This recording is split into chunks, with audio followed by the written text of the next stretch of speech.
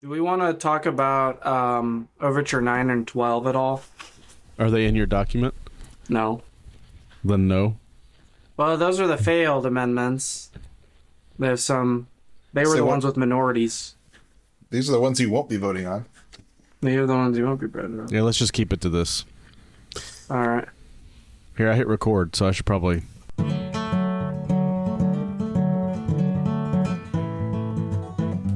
Hello and welcome to Polity Matters. My name is Ben Ratliff, and I'm joined by Jared Nelson and Scott Edberg, and we are eager to get into our content today. But first, we have a little bit of housekeeping to take care of. You know, we're still kind of riding the coattails of General Assembly. We can see it off in the distance as it runs away, but we're still talking about it a little. We are still very excited about the new BCO commentary that Per Almquist has published, and we have a signed copy that we want to give away to one of you dear listeners. So please make sure that if you'd like to enter to win a copy of this commentary, reach out through email or text message and let us know particularly how Polity Matters has benefited you over the years since you've been listening. We'll choose from the entries that send in that content, and we'll select a winner in the early parts of August, assuming that we get some entries, because we've said this once publicly and have gotten one entry. So let us know. You can send us emails at politymattersfeedback@gmail.com.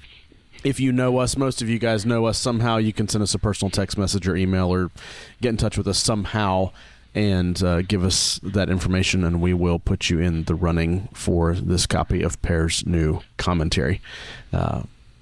We are talking about BCO amendments that are headed to the presbyteries this year.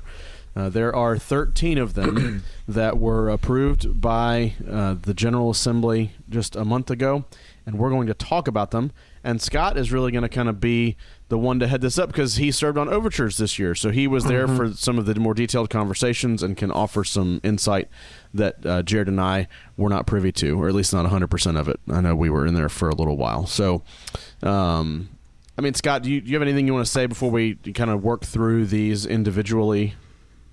Yeah, there's perhaps two helps as we begin to work through them. I'm hoping that by the time that we publish this episode, there will be a Presbyterian Polity article that outlines each of these amendments, and we'll try to include those in the show notes so that you can have the language before you, because I think that's probably more important than just us talking about it, is seeing what the amendments actually are.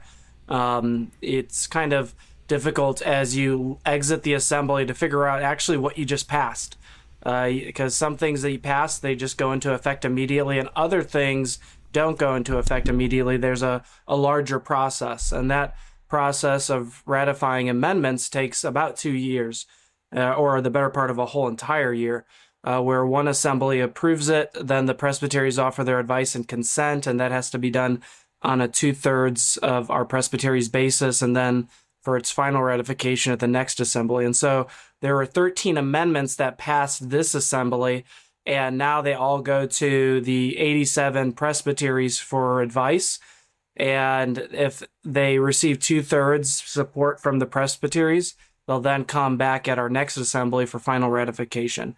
And so today's episode is to perhaps introduce that the amendments, what they hope to achieve, and perhaps help commissioners as they prepare to deliberate on them in the presbyteries as the months ahead come. And so this is meant to be a preparatory episode for those who want to know what we're trying to do in our book.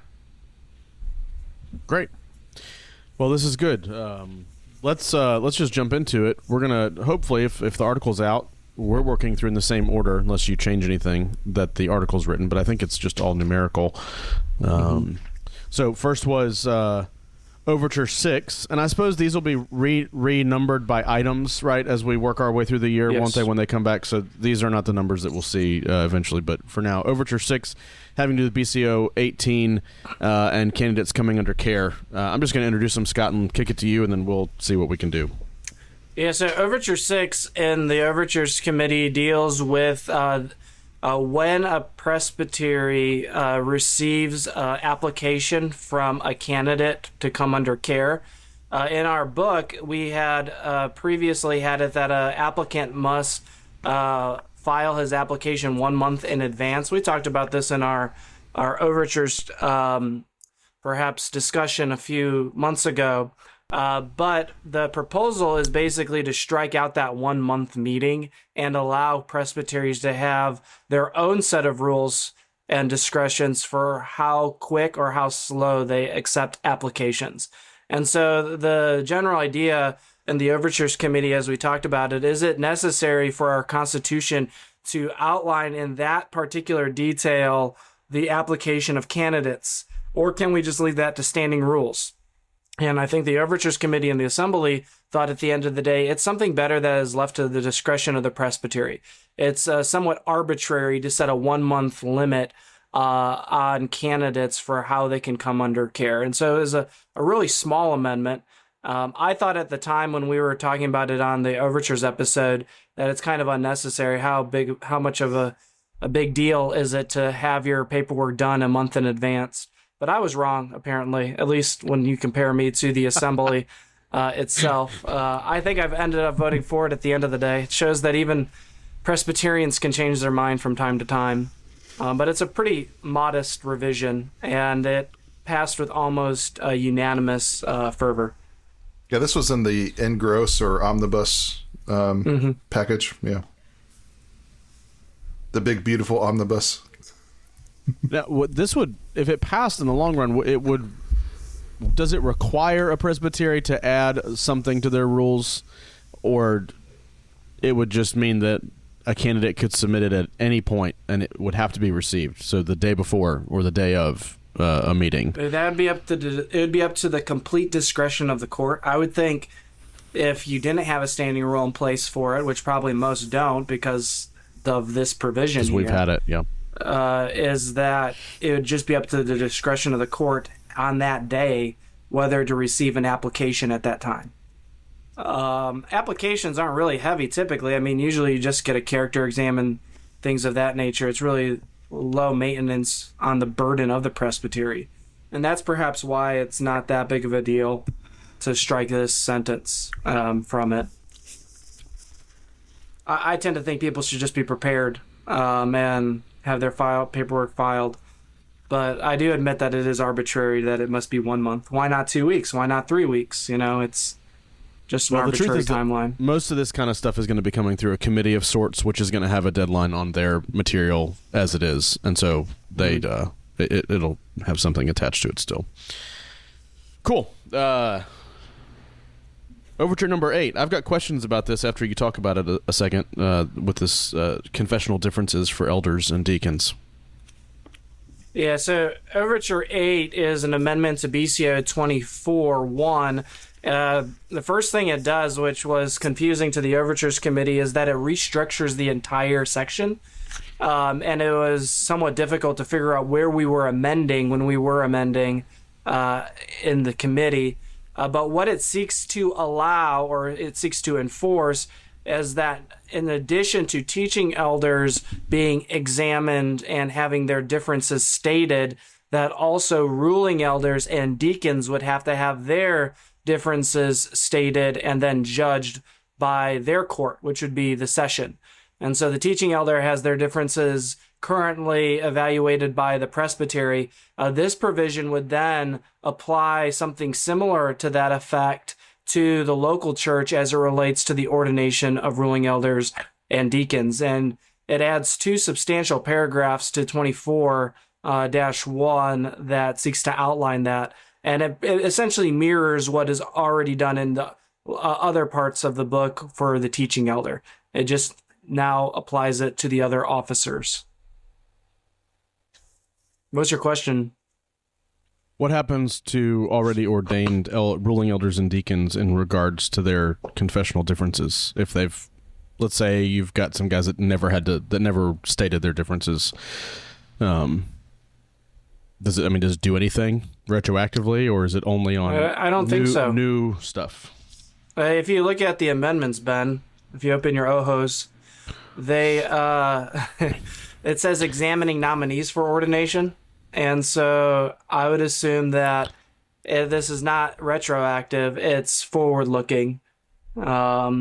we have a modified rotational system at Providence, and we will probably re-examine these as people get renominated and come back on for active duty. But I would think if you're on a perhaps a permanent session, I don't think this applies because this is examining nominees for ordination, not people that are already in office. That's my read of it. Yeah. Well, I'm glad to know that Snarky Edberg showed up today. It's good to know. Boy, oh You just boy. got to read the language, Ben. Don't ask any questions. Man, all right. Jared, would you like to, in fear and trepidation, ask Scott a question about this one, or are you good to go? No. Yeah. The Overtures Committee really... They spent a decent amount of time on this this amendment, and I think that it was received by a strong vote, but it was not uniform. And I think on the actual floor of the assembly, we saw some of that. I think it was a 3-1 vote or something similar of that nature. I need the numbers in front of me. I don't have them. So 74% to 26%. Yeah, so there was a decent minority, though there was no minority report. And so I think this would be one to watch, because that is a substantial minority. In past years, an amendment with that large of a minority would fail the presbyteries. That's not to say this one will, but just in my data collection over the past couple of years, it's been that way.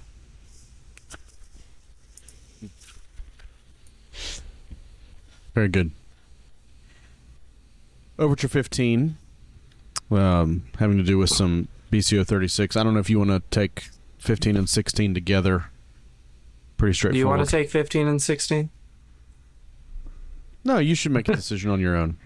All right, 15 and 16. They're somewhat similar. They're both from, I believe, Mississippi Valley Presbytery originally, but they essentially seek to add language for what the moderator would say with a definite suspension. We have to distinguish, and I think we have in our episodes prior, that a definite of suspension is for a definite period of time.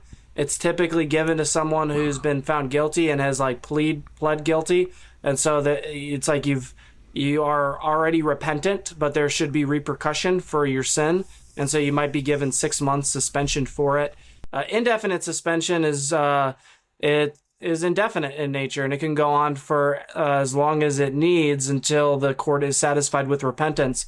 But there was no distinguishing language between definite and indefinite suspension in our book. And so what Overture 15 seeks to do in BCO 36-4 is to now add language for a definite suspension that is unique from indefinite suspension that also includes the dates for that definite suspension. So that's the main gist of 36-4. And then Overture 16 is similar, is trying to seek conformity between other sections as it relates to suspension. And Overture 16 might be the smallest amendment ever made in our book.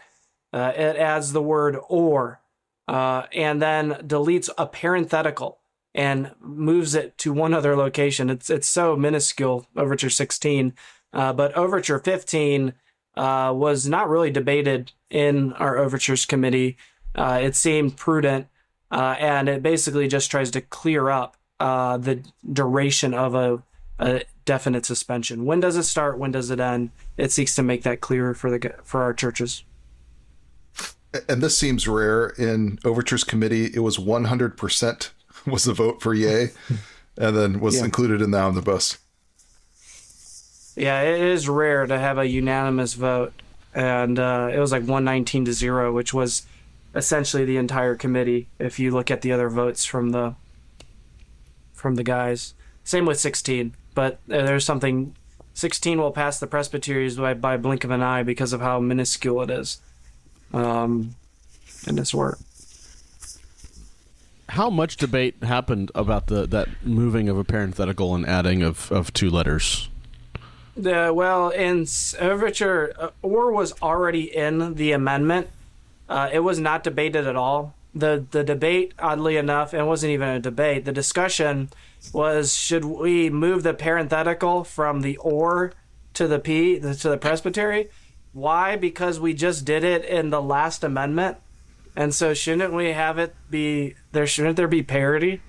I mean, that's literally the discussion on the Overtures Committee on these amendments was mostly on like, shouldn't the parenthetical be here instead of there? And no one cared enough to actually move like either way. They're just like, whatever. If that guy over there wants the parenthetical moved, we'll move the parenthetical. So good. Man, that's so good. That's true Presbyterianism at work, gentlemen. It was.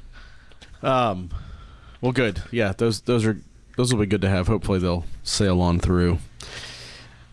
Keep us going. 23. This one I'm curious about, especially the debate in the Overtures Committee, given how close the vote from Overtures was. Yeah, the Overture 23 deals with supplemental judges for a sessional trial. It seeks to amend BCO 41.3 by allowing a session to ask the presbytery for additional judges in a case locally. The issue that churches sometimes deal with is that they don't have enough people to prosecute a case. Here at Providence, we have 4 ruling elders and then me. And if some of those ruling elders, one has to be the prosecutor, so he can't testify or be a judge. And then you might have some other guys who are witnesses that you don't want to judge. And you can whittle down that to where you don't have a court of judges. And so Overture 23 seeks to remedy that by allowing a local session to appeal, almost like a reference in some regards, to the presbytery to ask for additional judges. I can't really, there wasn't a lot of debate or amending to the language here. We may not have amended it at all. I think the issue was an issue of polity. The vote was 64-49. I think it may have been one of our closest votes. It was an early vote that we took, and it was probably the closest vote that we had. And I think it was close because it seemed to perhaps, like, what do you do with guys that, okay, you've just got all these supplemental judges at the local session, and now the issue gets appealed to the presbytery that just supplied the judges for that case. Is there like a conflict? Are they allowed to vote? The amendment didn't really clarify if they were allowed to vote at the regional one now because of their involvement at the sessional one. And I think it's also just a issue of sovereignty as it relates to each of our courts. Does a higher court have jurisdiction to judge in a matter of a lower court without a traditional approach, which would be through like complaint or appeal or through reference? That's how you would, or review. Those are how you would take these matters on as a higher court.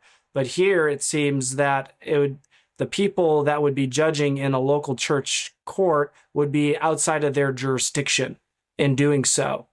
And so that's why I think it was a more of a principled issue for the 40. I think I may have been in the minority. It's hard to remember all those votes we took. You're in the Overtures Committee. I think I've been in the minority. I think one of the interesting things, though, at the assembly is that this was not debated at all.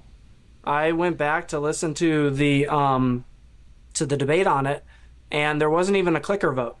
It was just a voice vote, and it was a strong voice vote with no opposition. And so that was curious to me because of how close the vote was on the Overtures Committee, and it was no one even spoke to it on the floor. Kevin DeYoung said, "Is there anyone to speak to this?" And no one spoke to it.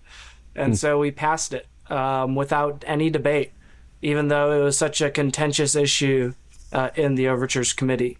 And maybe that's an oversight just because we had so much to debate already. But it passed without any opposition. It'll still be something to watch in the presbyteries, I think, given the close vote on overtures. Mm-hmm. I think some of the debate was over preliminary principles and do you have people judging that have not been elected at that level? But then I think other people pointed out that if you appeal or there's a complaint, the same thing's going to happen at the presbytery level. So it just kind of brings that in earlier. Yeah.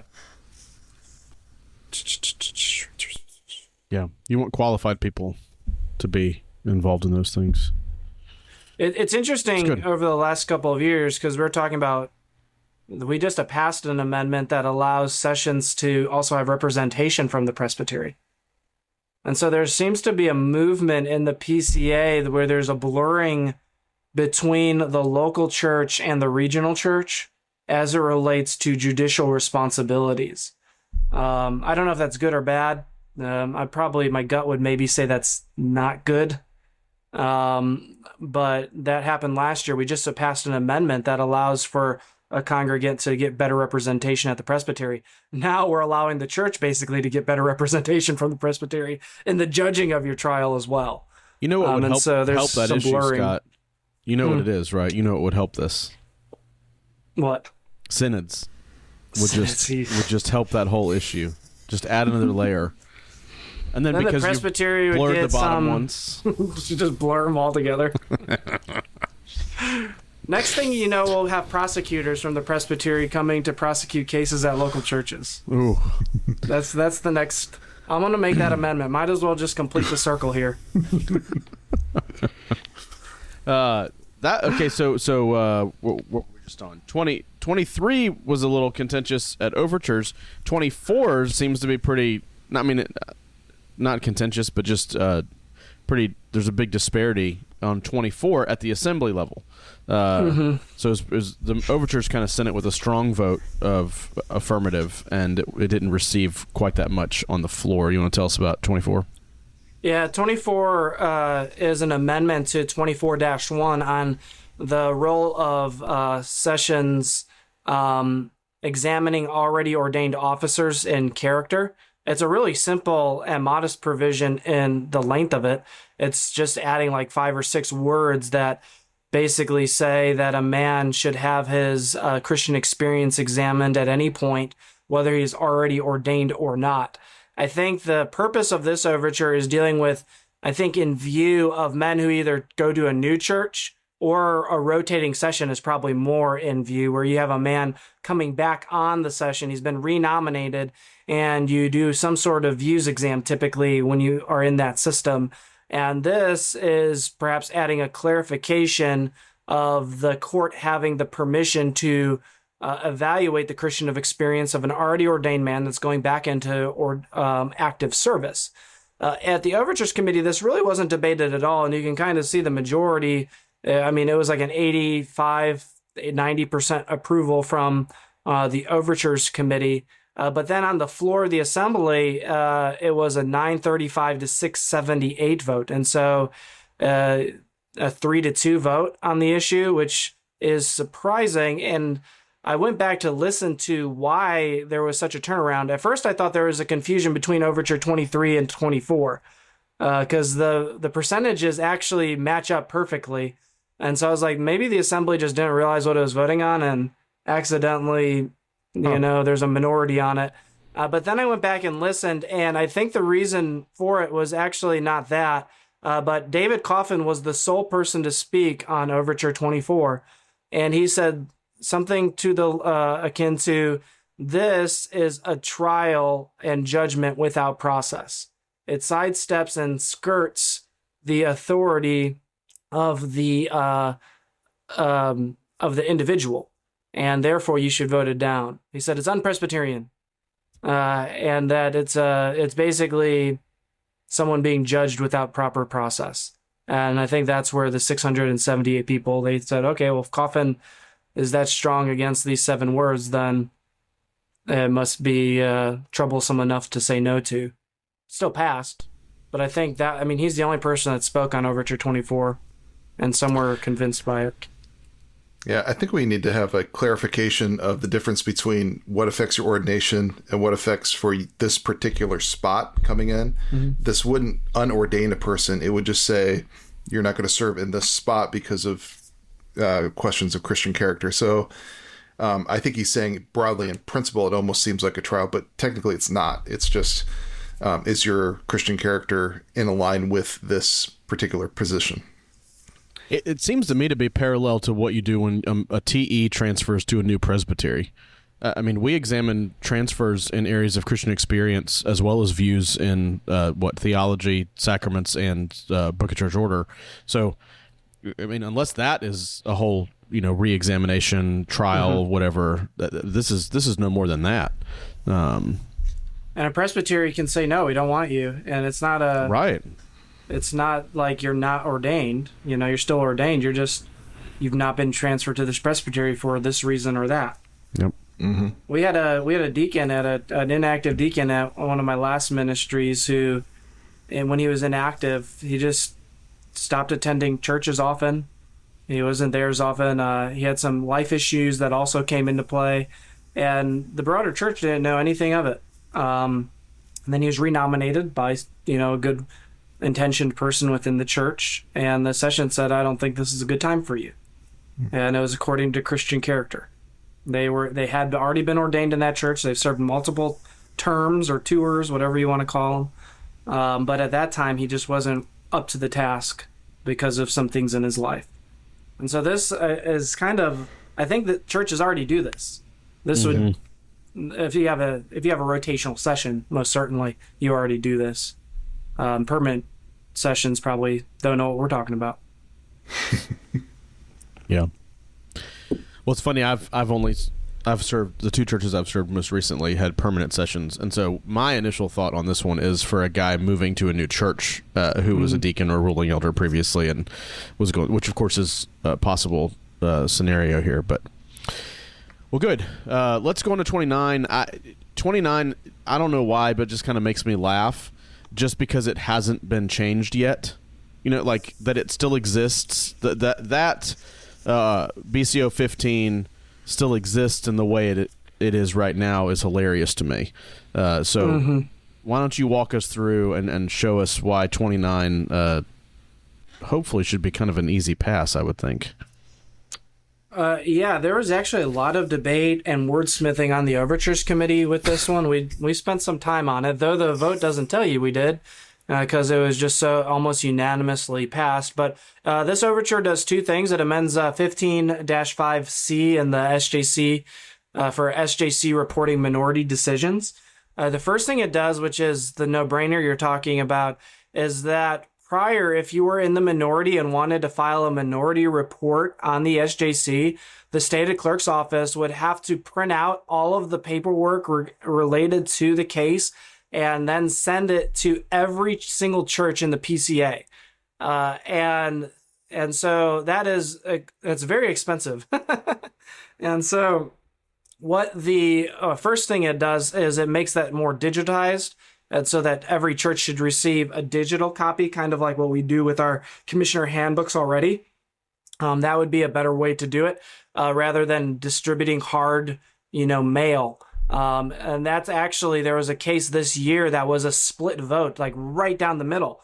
And there was a desire, I think, by some to file a minority report.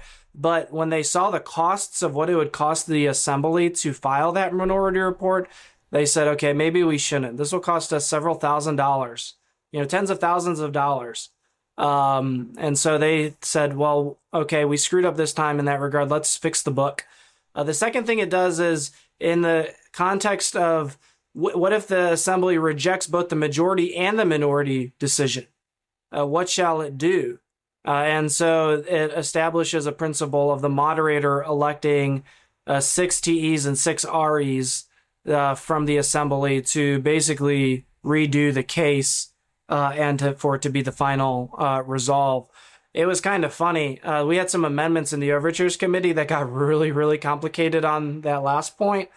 And it was like, it should be like 6 TEs, 6 REs, but we want the SJC to have veto power for up to 8 nominees. And I mean, it got so randomly complicated.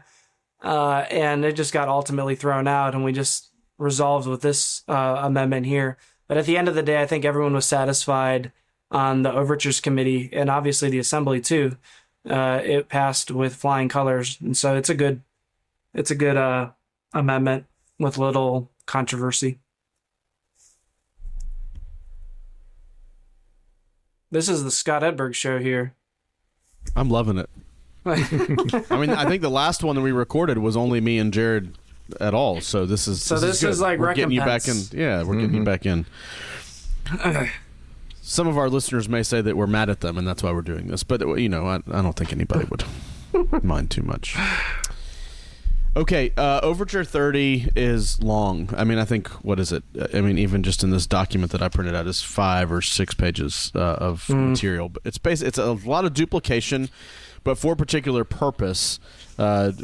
Overture 30 is dealing with several chapters out of the BCO, but it's taking up the matter of how do you ordain a guy to a work that's not a local congregation, basically. We have provisions for that in the book, but it's not consistent across the board, and this is trying to remedy that. So help us understand, Scott, and let us know what Overture's thought. Yeah, we spent a lot of time on this overture just because of the length of it. It's hard to amend something that, I mean, it amends like 1, 2, 3, 4, 5 different parts of our book. And it seeks to, a lot of it's minor there, but there is some substantial. As Ben said, the main issue here is the main issue is what do you do with men that are ordained to RUF, they're missionaries, they're chaplains, they're agency coordinators, they're stated clerks of denominations. What does their ordination or installation look like in the context of the church? And what are their vows are they supposed to take? If you look at our current set of vows, I think that's where probably most of this focus is on the vows. At a local church, the vows are created they're tailor-made for the local church. And so when you take a call outside of the local church, some of the vows just make absolutely no sense. When you're talking about preaching to a particular congregation, maintaining the peace and purity of a particular congregation, your responsibilities to individuals in the local congregation, those kind of vows that you take in installation services make no sense for stated clerks of denominations. And so this amendment seeks to perhaps create vows for those external circumstances that are more tailored to those special sorts of calls. There was not a lot of pushback on the concept from the Overtures Committee at all. It was, again, just trying to refine the work to making it, just basically refining it. And so it took a long time to refine it, though I think everyone kind of mostly agreed that it was a good idea. It was just getting it all on paper. Fred Greco was the author of this overture, and he begged the committee not to refer it back to the presbytery because he said there's nothing else to be added, that everyone is exhausted. There's nothing more to consider here. And I'm glad we didn't. This is a good but lengthy amendment. Though it's large, it does just restate a lot of what's already in the book to apply now to more diverse sets of people. This would be a pretty big change packet if we pass this thing. Several pages added to our book. Yes. That excites some people. I don't know. All right. Good. I mean, Jared, you got any questions on that one? I feel like pretty straightforward. You all right? Seems good to me. Yeah, okay. I've just given you a chance to talk. That's all. Thanks. 31 jumps in and requires a vote of the entire court to suspend an officer's official functions during process. Scott, I know that this is something we have talked about some on the show. You've brought it up several times. It's significant to you. Hit us. That's Overture 32. You're on the wrong overture. I think it's 31. I read straight from the page, so I don't know. It's 31. Maybe the what one I'm that means referring a lot to me is 32. Is 32. Yes, you're right. Sorry, I apologize. 31 is right in the context you just summarized. I don't care about 31 though. I care about 32. Do we want to say anything else about 31, or we can refer people to our show? Okay, come on. I think it's. Let me give a chance to speak now. This is going down to the. When you're doing process and there's the opportunity that you would suspend somebody from their official functions if it's serious. But if you've given those powers to a commission to have a commission do that seems to be putting a lot of power in the hands of, I mean, if this is a commission of 3 or 5 people out of the entire presbytery, they can suspend a man from his work, especially if this is a TE, this is his livelihood. That's a serious thing to do, and it shouldn't be done lightly. Some complain, well, then you're going to have a called meeting. Well, have a called meeting because this is a serious and rare thing that you're going to do. Sorry, I'm arguing for it, but this would be the argument for it is that this is not something that you should just leave to a commission to do, but that the entire presbytery needs to vote if they're going to administratively suspend somebody from their functions instead of having a commission do it in that. This is one of the rare sections in our book, if we amend that, give a limitation to what commissions can do.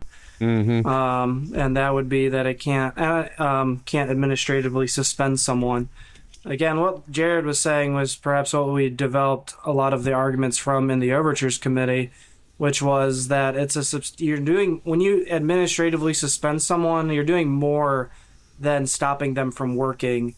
In stopping them from working, there is financial consequence to the person you are forcing to not work. The church may no longer pay them because they're not working. And the churches don't have the money. I mean, if you're honest, they don't have the money to pay a TE while he's suspended, while also now having someone else come in and do all the preaching work as an interim or something of that nature. And so who you're really hurting unintendedly is the church that has to deal with the financial offset of a man being suspended. And so because of the nature of just the gravitas of that, the Overtures Committee thought it wise that it should be done by the whole presbytery and not just a commission of the presbytery. Though the commission of the presbytery acts on behalf of the presbytery, they thought that there should be a larger pool of men to deliberate in doing such an action. Because though it is an administrative suspension, there is a quasi-disciplinary effect upon the man, his ministry, and his church. And that is a financial burden that is placed upon them. And so I thought this was a good amendment. It passed almost unanimously. There was some debate on the floor. I would say more debate on the floor than really even the Overtures Committee. And that may be just because of current events or something in the church. But I think it's a good provision. There was no clicker vote on this. It was just a voice vote, and it was strong. Obviously, you care a whole lot about that one, but 32, not as significant. So no. Okay, all right. Come on. 32. I got confused. 32 is the one that you have brought up with us before and we've talked about. So come on. Yeah, 32 is our gift from Ileana Presbytery to the PCA. It exists because of us. And that is, we tried to elevate the suspension of a man to deposition and excommunication without additional process. And so we saw that there was historical precedent for that to be done in another SJC case. And so our court decided to try it. It got appealed, and the appeal was sustained. And the result of that was, well, if the SJC has differing opinions at differing time periods, maybe we need clearer provisions in our Constitution. And that's what 36.8, this Overture 32 and amending 36.8 does. It allows for the process, or creates process for how to elevate a censure in a court of the church. How do you go from being suspended from office to being deposed? Do you have to have a whole entire new trial where you have to have new witnesses, new indictments, etc.? Or can you have an additional hearing to take in further evidence and then perhaps elevate the censure to deposition or excommunication? It's a more perhaps middle ground approach. There are two ends here. The one end is we tried to make deposition and excommunication, the escalation to it anyway, as a mere administrative act. That's one end. The other end is to start a whole entire new process. That means you start from square one and start over. This provision gives a middle ground that says, well, the person's already been found guilty, so they don't deserve complete freedom from that guilt if they haven't repented. but you should probably have more to it than just administratively acting. And so this is a middle ground. It passed with some of the same vote margins as the other ones we've talked about, and there was a strong voice vote on this one too. There was a little debate on the floor, but really there were two options for how we could go forward. One was produced by Southeast Alabama Presbytery, and this one was produced by Houston Metro. I think it was SJC minds colliding, and Houston Metro's provision prevailed in the Overtures Committee, and therefore the other provisions were answered in reference to this one. Vote yes on this, please.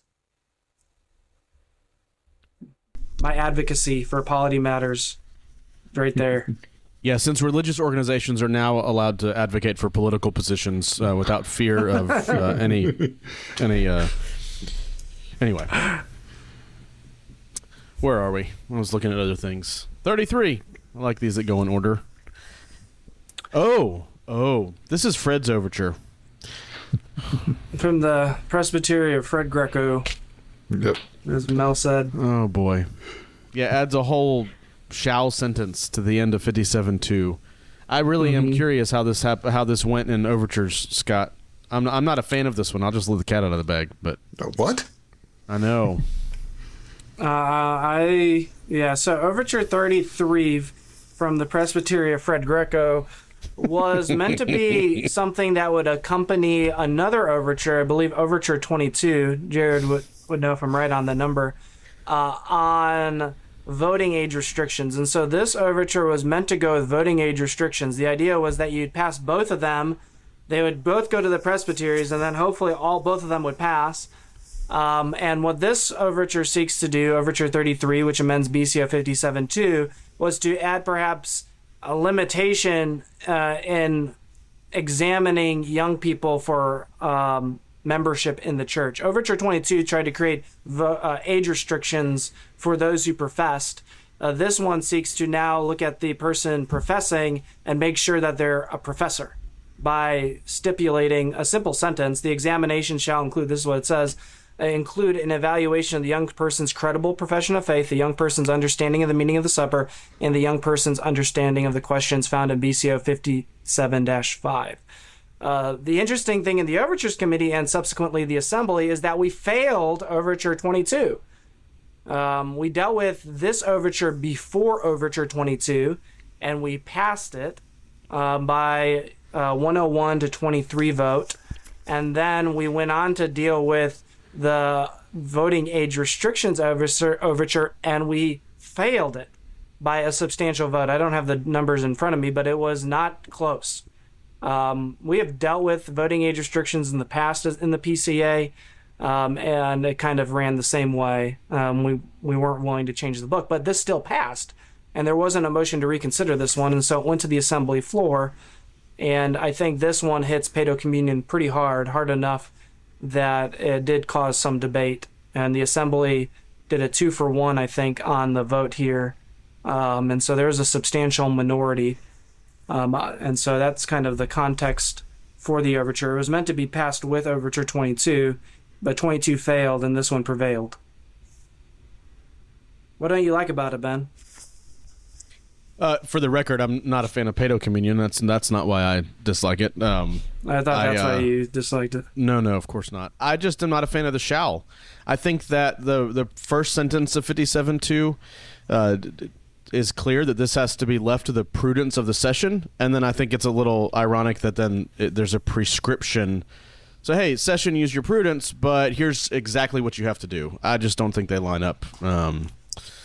I think you're going to run into situations where these three are good advice, and you might have a situation where it's not possible to do all of these depending on the child's ability, the individual's ability. But anyway, I don't hate it, but I don't like the shall. I had a bit of a different reaction in that I was kind of so-so on it, but then in the midst of the debate on the floor, you can correct me if I didn't hear this right, but I thought there was a guy that stood up and said, hey, we don't actually have the children take the vows when they become communicant members. And that was his argument against it, to which I thought, no, you really, you have to do that. And so I thought, okay, maybe we do need this, because some people don't realize that once you become a communicant member, you need to take the vows. So it always pains me substantially when grossly unconstitutional things are said on the floor of the assembly. Yeah, when that was said, even though it was supposed to be an argument against, I said, I am now for it. Wasn't there an issue like that with the titles overture a few years ago? Somebody talked about how, like, we should have let, like, women have the title of pastor and deacon or something. And it's like, well, I didn't know if I was for it then, but now I'm certainly for it now. Well, I'm pretty sure several men confessed to commissioning or even ordaining women deacons in their churches on the floor of the General Assembly in the last 5 years. Man. Yeah, and it makes you for it. And sometimes arguments can do that. Yeah. It didn't convince Ben, though. Ben still is against examining children thoroughly. Yeah. Ben. Totally against it. All right. 37 is a pretty common sense thing to do. I mean, Scott, you may have comments on here, but basically, if you don't have a pastor in your church, now, if this would pass, a session can elect one of its own members to preside as moderator. And previously, they couldn't have done that. I'm trying to read through this real quick. Oh, no, in judicial cases. Excuse me, in judicial cases. Thank you. Yeah. Yeah, our old book said only the teaching elder or pastor can serve as the moderator of a judicial case. Our current book. And now this provision seeks to change that to allow, when there's no teaching elder, for a ruling elder to assume that role. There was the main debate in the Overtures Committee on this provision was how much freedom do we want to give the court in electing its own moderator? And whether or not we should just say, well, the court can elect anyone, or should we give deference to the teaching elder? The Overtures Committee ended up saying we should give deference to the teaching elder. There was debate on whether a ruling elder, like, can we outvote the teaching elder? Would it be wise to do so, to allow him to step aside and things of that nature? But it kind of got murky. In that, in trying to create more latitude for sessions, we'd probably also create more division if you didn't give deference to one party or another. And so the idea here was to give deference to the teaching elder, but say he's incapacitated or unable, or even just unwilling in a circumstance. Saying, I guess, if you have John Bice on your session, you may want to defer, right, to the ruling elder. And so this puts the ball in the teaching elder's court, and he may relinquish the moderator position to a ruling elder, or if there is no teaching elder, a ruling elder can assume that position. But it's not like a free-for-all. The debate on the Overtures Committee was, should we make it a free-for-all? That the teaching elder could be outvoted and removed from position.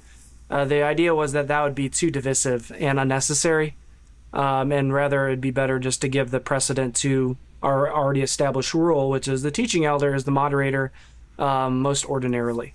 I think I've always wondered why that a ruling elder couldn't moderate a judicial case, and apparently we can now fix that, so we are fixing it.